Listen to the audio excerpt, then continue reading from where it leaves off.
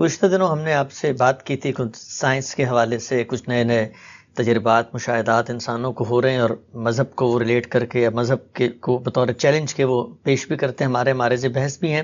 کچھ ضمنی سوالات میں چاہتا ہوں ذرا اس میں آپ سے گفتگو کروں.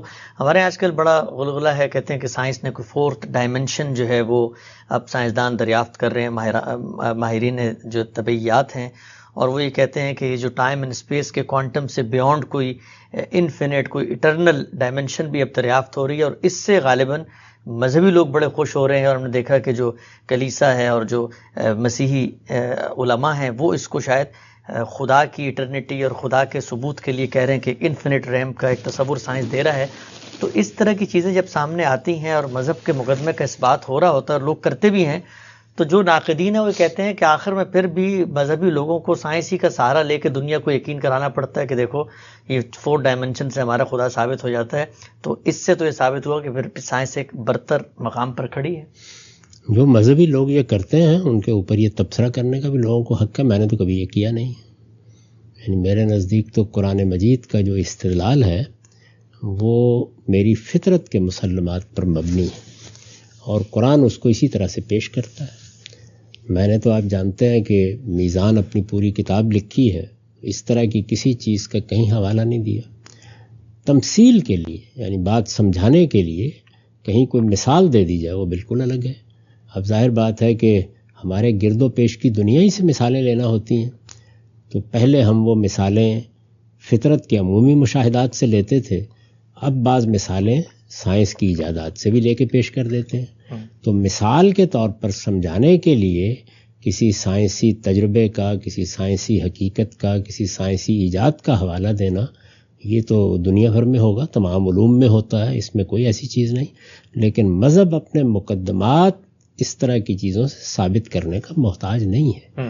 مذہب کا پورا استدلال جو قرآن مجید نے پیش کیا ہے وہ فطرت کے مانے ہوئے حقائق پر مبنی ہے. جب تک انسان کی وہ فطرت ہے مذہب کا استدلال اور اس کے نتائج بھی قائم.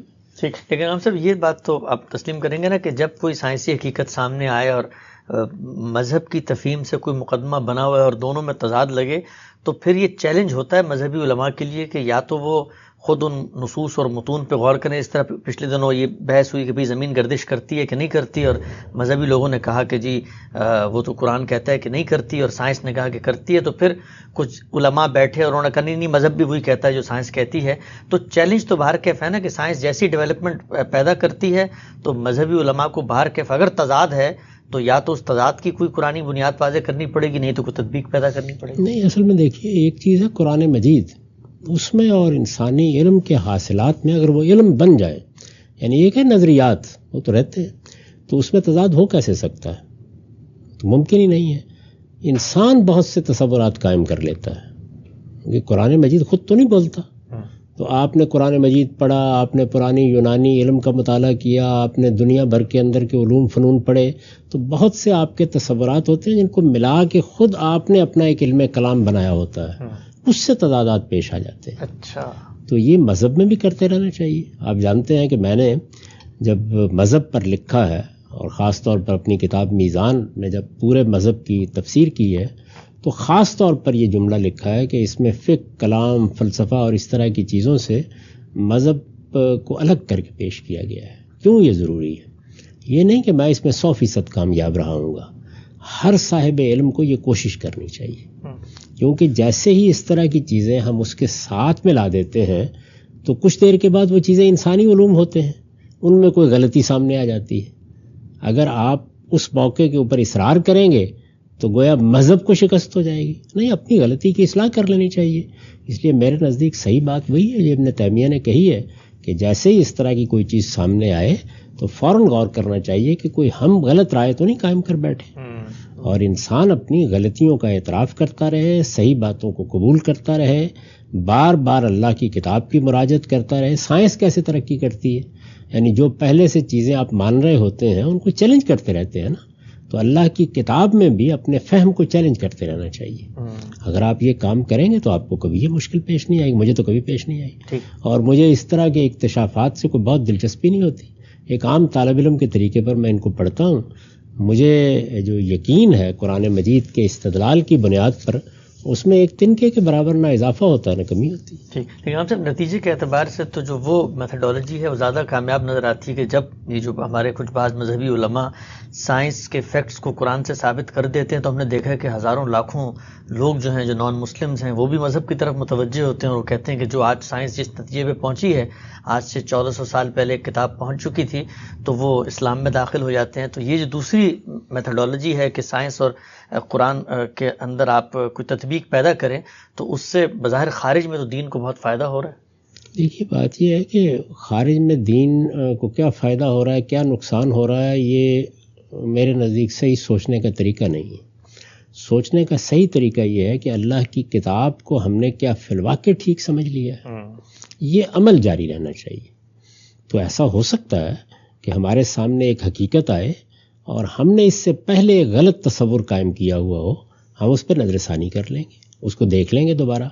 قرآن مجید کوئی سائنس کی کتاب نہیں ہے، نہ وہ لوگوں کو سائنس پڑھانے کے لیے نازل کیا گیا ہے. وہ فطرت کے سادہ استدلال پر اپنا مقدمہ پیش کرتا ہے. انسان کو جو علم دیا گیا ہے اسی سے وہ ہمیشہ دلیل لاتا ہے اور اس کی بنیاد پر اپنی پوری کی پوری دعوت آپ کے سامنے رکھ دیتا ہے. یہ اس نے کام کر دیا. اب چونکہ وہ اللہ کی کتاب ہے تو اس لیے کسی جگہ پر تمثیل کے طور پر سمجھانے کے لیے اگر اس کائنات یا انسان کے بارے میں کوئی بات کہی گئی ہے تو وہ بالکل درست کہی گئی ہے. چونکہ وہ بات ایسے اسلوب میں کہی گئی ہوتی ہے کہ اس میں کوئی سائنسی طریقہ نہیں اختیار کیا جاتا. بات سمجھانے کے لیے کہی گئی تاکہ اس وقت کا مخاطب بھی اس کو اپریشیٹ کر سکے. لیکن اللہ کے الفاظ ہوتے ہیں تو جیسے ہی سائنسی طور پر کوئی بڑی حقیقت سامنے آتی ہے تو ہم اس کی طرف متوجہ ہوتے ہیں. ایک طالب علم کی طرح بہت عاجزانہ طریقے سے اپنی غلطی کا اعتراف کرنا چاہیے. یہ ہمارے فہم کی غلطیاں جن میں اس طرح کی چیزیں پیدا ہوتی رہتی ہیں. پہلے ہم کوئی قصہ کوئی کہانی اسے قرآن بنا کے پیش کر رہے ہوتے ہیں. اسرائیلی قصے ہوں گے اور ہم کہیں گے اللہ نے فرمایا ہے. اسی طریقے سے شاعرانہ قسم کی باتیں ہوں گی، صوفیہ کے تخیلات ہوں گے، ہم کہیں گے اللہ نے فرمایا ہے. یعنی یہ ہمارا پہلے کا رویہ ہے جس کی غلطی ہے. اگر آپ نے پہلے مرحلے میں یہ چیز سمجھ لی ہے کہ آپ کو اللہ کی کتاب کے قریب رہ کر سمجھنا ہے جو کچھ بیان کرنا ہے تو اس میں کوئی شبہ نہیں ہے کہ نیا آنے والا علم بعض اوقات آپ کے فہم کی تصحیح کرتا ہے. لیکن پھر وہ الفاظ ہوتے ہیں جو بول رہے ہوتے ہیں کہ تم نے اس سے پہلے اپنا کوئی تصور، کوئی اپنی روایت، کوئی اپنا قصہ، کوئی اپنا خام خواہ کا تعصب میرے ساتھ وابستہ کر دیا تھا. اس طرح کی تنبیہ دنیا کے ہر علم میں ہوتی رہتی ہے. تو میرے خیال میں اس کی کوشش نہیں کرنی چاہیے. میں نے کبھی نہیں کی، میں اس کو پسند بھی نہیں کرتا. قرآن مجید کو اس کی بالکل پیور صورت میں پیش کرنے کے لیے ہمیشہ استدلال کرنا چاہیے. اور قرآن اپنے استدلال کے لیے خود مکتفی ہے. یعنی اس کو کوئی استدلال مستعار لینے کی ضرورت نہیں ہے. وہ خدا کو منواتا ہے، وہ آخرت کو منواتا ہے.